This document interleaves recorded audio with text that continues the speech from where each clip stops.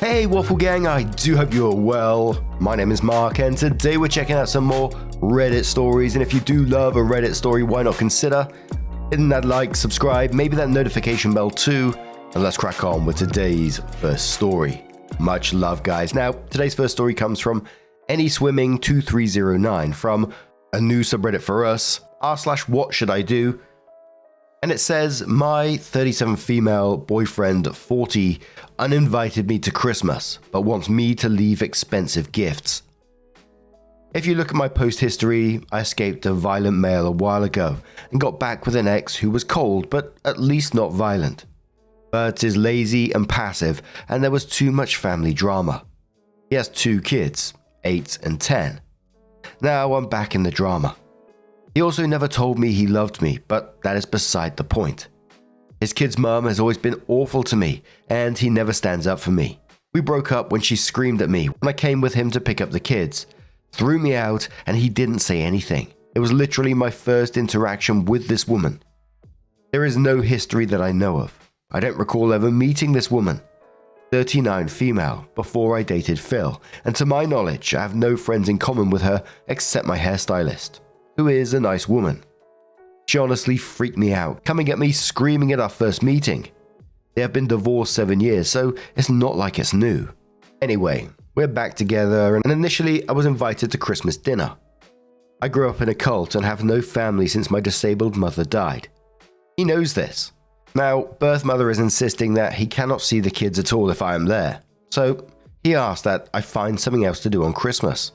While we only recently got back together, we were together for a year before that, but again, no, I love you, and I felt more like a friend to him. Sometimes I wondered if he's gay and I was his beard. He doesn't drive, so asked me to take him to the mall to shop for gifts. I bought expensive gifts for the kids. He wants me to take him grocery shopping and leave the gifts for the kids, and leave my dog so they can play with her, but then go away until they are gone. I have a friend who kindly invited me, so we're going to hang out, and he says I'm being dramatic and selfish when I tell him I'm just going to get my money back for the gifts. Should I return the gifts or not? You should absolutely not be in this relationship. Is this even a relationship from the way you described it? The absolute audacity for asking you to drop off expensive gifts, leave your dogs for the kids' entertainment, and then make yourself scarce. He wants all the benefits of you being in his life, like driving him around, buying gifts, all that other stuff, or keeping you hidden away when it's inconvenient. And quite frankly, it sounds like you yourself have been through a lot, OP, and would benefit from talking to some professional about it, because it just feels like the bar is low on this. From what was described, it just kind of felt to me, I don't know if it's right or not, but it just felt like the bar is literally on the floor. You know, not violent equals good enough when you truly deserve so much more than that. In the same post, Opie came up with a mini update and said, thank you for all your kind comments, and really the unkind comments were helpful by showing me what kindness looked like. To answer people's questions, I've only been free of my controlling narcissistic mother for 4 years. Even though we escaped the cult 10 years ago. So I'm really still learning to cope. I am in therapy, but my therapist's focus has been to help me build and keep relationships with people. So she tends to explain how to see things from another person's perspective. Her suggestion was that I can leave, but also maybe have empathy for Phil's lack of EQ and grow a thicker skin. I might need a better therapist. I was raised to believe that I am worthless and don't deserve kindness. It's taken 3 years of therapy just to have the confidence to make friends and date at all. I told Phil that I'm taking the gifts back, and he's been begging me to give him another chance. I'm working on the strength to walk away. So in the comments, the first one said, for goodness sake, you're not ready to be in a relationship. You need time to respect yourself. Another commenter says, please break up with Phil. You deserve so much better. If he has keys to your home, change your locks ASAP. Please protect your dog as well. He might try to guilt you into giving your dogs to his kids, or he might ask to let your dog stay with them for a few nights every other week, and then they will not return your dog. And if he has keys to your place, he might try to dog nap your dog. He has nerve to ask you to send your dog over for Christmas, but not allowing to stay. It's absurd, but not allowing you to stay. It's absurd, disrespectful, and downright cruel. Return all Christmas gifts. He's using you as an ATM. He's going to take all the credit for gifts you bought. He's not going to gift his kids anything. He's depending on you and your generosity and thoughtfulness. Sadly, I would not be surprised if he did not get you a gift. You deserve to be happy. You deserve to be valued as a person. You deserve to be loved and cared for. You deserve someone who will protect, defend, and stand up for you. You deserve to be a priority. You deserve someone who will love you unconditionally and be grateful to have you in their life. You don't deserve this chuckle fuck who has taken you for granted and taken advantage of you. He's shown you are not a priority. He's shown more concern for his ex. He's showing you who he is. He's showing you that you are not important to him. Please listen to his actions. Next commenter says, bizarre that you are with someone who told you he's never loved you, and you consider that beside the point. Actually, that is very much the driver of your whole dynamic. To be honest, I couldn't read beyond that. You need to aim higher in relationships that simply are not violent. Exes are exes for a reason. Another commenter says, why would you give 1 ounce of credibility to a dude who calls you dramatic and selfish, while acting like he's been taxidermied in front of his screaming ex? Stop wasting your energy, time, and money on this man. He's picked his lifetime drama, and it is her. Let them go be broke messes together. I bet you $1 million that if you cut this dude off and spent that same care and money on yourself instead, you would feel amazing, and your self-esteem would skyrocket. So, sometime later, OP comes in with her update and says, I was shocked at how everyone said boyfriend is wrong. I really thought most people would be team birth mother and tell me I'm awful for not cooperating with being asked to leave expensive gifts and my dog for my boyfriend's kids on Christmas. But leave the house, as I'm not allowed. Because that is what most of my friends, okay, I have 5 friends, told me. They told me relationships are work and compromise and that birth mother and babies must always come first. Even suggested I help cook dinner for them. Most of my friends are actually my late mum's friends, women over 60. I started therapy when I was cripplingly shy, and to defend my therapist, it's only thanks to her that I stopped sitting alone in my house, totally isolated and learning to connect with other people. While I appreciate the suggestion to be alone for a while, I've been super isolated most of my life, and dating again was actually huge progress for me that we worked on for months. I told my therapist that Phil crossed the line, and I don't want to save relationships with him or my friends. I want to improve my self-esteem. Her emphasis has always been on avoiding isolation at all costs, and learning to endure other people's imperfections. She agreed that this Christmas incident was really bad.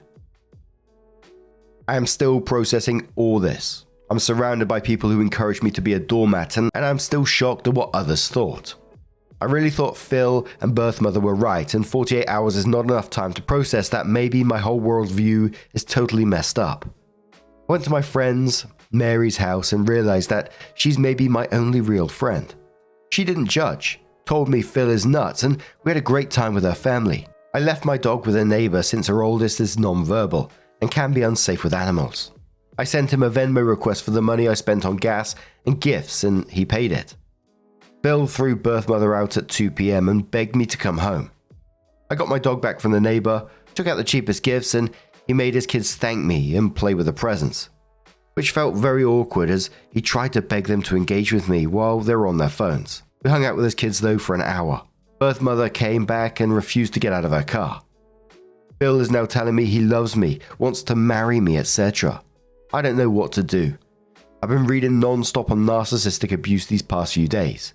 I am seeing that Phil is just like my mum, and that this is maybe what she did, hoovering. But again, I'm fighting to stop being totally isolated, which I did for years after leaving the cult. Had no friends, never dated. It's laughable the number of people have accused me of desperately needing a man. Phil is my first boyfriend, and we met when I was a 31-year-old virgin with no friends. So yes, being alone is grand, but I've been alone all my life and fought hard to stop wanting to be alone. Learning to talk to people outside of work topics, have social skills, etc. has been a huge battle. I'm not autistic, but I read that way because after age 7, I was the only kid left in our cult/commune, and I have no social skills and prefer to be alone to an unhealthy degree. I don't know what to do. Maybe Phil grew a spine. Maybe it's hoovering. I'm standing up to him though, and looking at finding new friends and hanging more with Mary, who said I'm always welcome at her house. And we have another update in a moment, but top commenter on that one said, yeah, relationships are all about compromise, but when the compromise is all on your side, it's just not worth it. Now your boyfriend is love bombing you. Take a step back, then take an even bigger step back from this guy. You deserve better than him. Another commenter says, there is a huge difference between isolating and being alone. You can be alone and still engage with the world. None of these people love you. They're using you. They think they can manipulate you, and they are right because you're operating from a place of being conditioned to trust people and ignore red flags. Right now, honestly, it sounds like you need to live alone, engage in a variety of light-hearted activities that allow you to be around people without huge emotions attached. Art classes, acting classes, a D&D group, etc. Journal a lot. Work on developing a master plan for your life. Then start to implement those changes. It's lovely to be in a relationship, but I heard a therapist say, you need to clean house before introducing new furniture into it. You can't put the couch where you want it until you clean the shit off the floor. Clean house first mentality and spiritually, and then work on recognizing healthy relationship dynamics. Your life on its own without other complications attached has value and takes priority, especially when escaping your background. Take some time to explore the world and figure out what you want, and I guarantee it'll be much harder to let yourself put up with this sort of treatment. Another commenter says, have you considered looking into local clubs and hobbies? Painting class, kickboxing, book club? You don't need to keep him. He's a bad boyfriend and dog owner. Another commenter says, hang with Mary. Have her introduce you to her friends and family. She clearly comes from good people. Ask her to help you find groups where you can meet people, book clubs, gaming groups, take an evening college. Different universities call it different things, class or two. There are classes that the campus hosts. Someone decides they want to teach how to can and preserve food, or how to write poetry, or how to do a ballroom dance, or general car maintenance or computer use, and they offer a class. Usually it's only about $40 to $100, and it's several weeks at an hour or so a week. I did ballroom dance and loved it. Speak with Mary and her group and ask them to help you find social connections. I wish you the best. This is just another reason to put in the I hate cults list. You made it out. You're making it. You're growing and developing confidence, and you will get there. A month after that, OP updated and said, if you recall, my boyfriend threw me out on Christmas because his baby mama would not let him see his kids unless he uninvited me to Christmas. He expected me to leave behind the expensive gifts I bought his kids, take him grocery shopping. He can't drive for medical reasons, and leave my dog with them to play with. I have a history of social isolation, abuse, and I have one friend my own age, so I had no one to tell me how bad this was, and no other social outlets. Phil arranged a small Christmas gift opening for me, him and his kids. He finally told me he loved me and wants to marry me. He then offered to let me move in with him, but then hit me up to buy a sofa. A few days later, I was out of gas. He got out to pump the gas, but asked for my credit card. He would not even chip in for gas, even though I take him everywhere. A couple of weeks ago, I noticed that I'm out of kitchen knives. Like, my utensil drawer was just emptier and emptier. I have a cleaning lady and figured maybe she put them someplace weird, because she's spaced out. She's sweet but more ADHD than I am, which is a lot. They were in Phil's utensil drawer. He's been stealing utensils from me. For some reason, this was it. Today, I blocked him. Then OP added a little update to that same post and said I confronted Phil about the knives when I returned his stuff. He was taking pot brownies to work and eating them all day and needed my knives to cut them, then forgot to return them. So on top of everything, he was doing drugs at work. He took 1 or 2 each week. He doesn't see the big deal, but I've also found empty boxes in the cabinets where he ate everything and put the box back. So I think he's been stealing deliberately and will probably find more things missing. That guy is a walking red flag, and I hope you do stay out of it and do not go back to that man because he is not a good person. But I always find stories like this really interesting, sad, incredibly sad at the same time. But I think it highlights how, growing up in an abusive environment, a cult, can completely warp your sense of reality or what's normal in relationships. Like for OP, that her bar was pretty much just set by the trauma that she experienced. Someone that's treated her like shit is acceptable to her, which is incredibly sad. And once again, OP, you deserve so much better. I really do hope you get to that point. I hope you continue healing, and learning what healthy love actually looks like. But what do you guys make of this situation? Let us know your thoughts down in the comments below, and let's move on to another story. Now this next story comes from the entitled People subreddit from Reasonable Cat 5767 and says, my sister seems to think she's entitled to my trust fund and lied to try and get it. There's a bit of backstory to this, and I'm not sure what's relevant, but I'm sure you'll tell me if I blather on too much. Mostly, I just need to rant. My 38 female family is a little messed up. I essentially had 5 parents and 3 different groups of siblings. It's a bit much. As a child, I was living in the US with my adoptive parents, and a lot of shit went down that wasn't great. So I moved back to the UK when I was 9. I had a lot of trauma and the beginnings of a rather serious drug problem, and so my US dad set up a trust for me before he died, so that anything mental health related was paid for and I didn't have to stress about being able to sort myself out as I got older. It's been rather handy over the last 30 years. Paying for a home when I was a teenager, therapy, rehab, basically anything needed to help me not die. At some point in my teenage years, I made contact with my biological parents and their other kids, and was welcomed back into the fold. Some of my full siblings had issues with this. Fair enough. It was a big change to everyone's lives. My little sister, now early 30s, apparently found it particularly hard, and so we've never got along, and have been no contact for almost a decade. This has become particularly apparent in recent weeks, after she contacted the solicitors who are in control of the trust, pretending to be from a rehab facility in the US. She sent them an invoice for a 3-month stay, requesting payment to the bank account of a friend of hers in the US. The first I heard about this was a phone call from said solicitor's office offering their commiseration that I was due to enter the facility, wishing me luck and double checking the details. I am livid. This is tens of thousands of pounds that she tried to steal from me. Money that she has absolutely no right to. She never met my adoptive parents. She's not owed any money from them. She lived a perfectly normal life with both of her parents, her other siblings, holidays, uni paid for, no big dramas.